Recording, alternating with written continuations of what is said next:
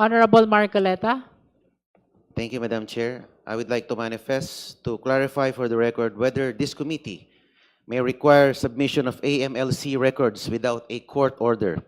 Under the Anti-Money Laundering Act of 2001, suspicious transaction reports and covert transaction reports are confidential and may only be disclosed upon order of a court.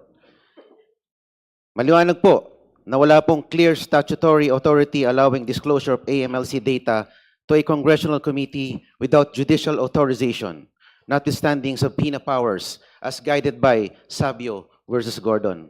For the record, I respectfully seek clarification of the committee regarding this matter. And if I may also cite, Madam Chair, the Anti-Money Laundering Act provides the state with a means to investigate suspicious financial transactions within a framework of judicial supervision.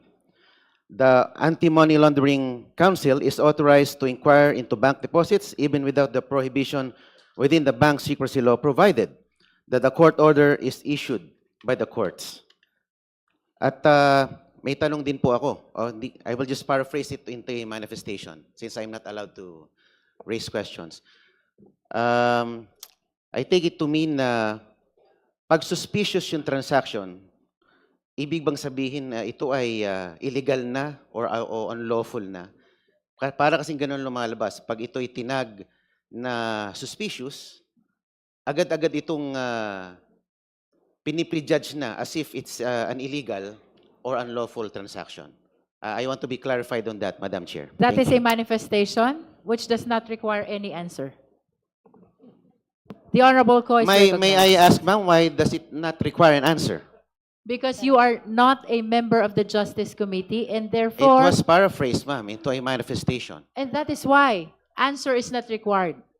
It is just a manifestation.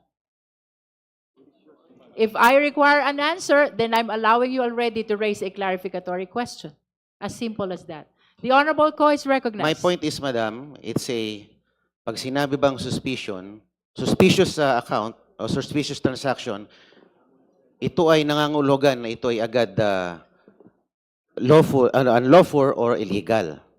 That is your manifestation. We end there. Honorable Ko is recognized. And the Filipino people heard my manifestation. Chair. Thank you, ma'am.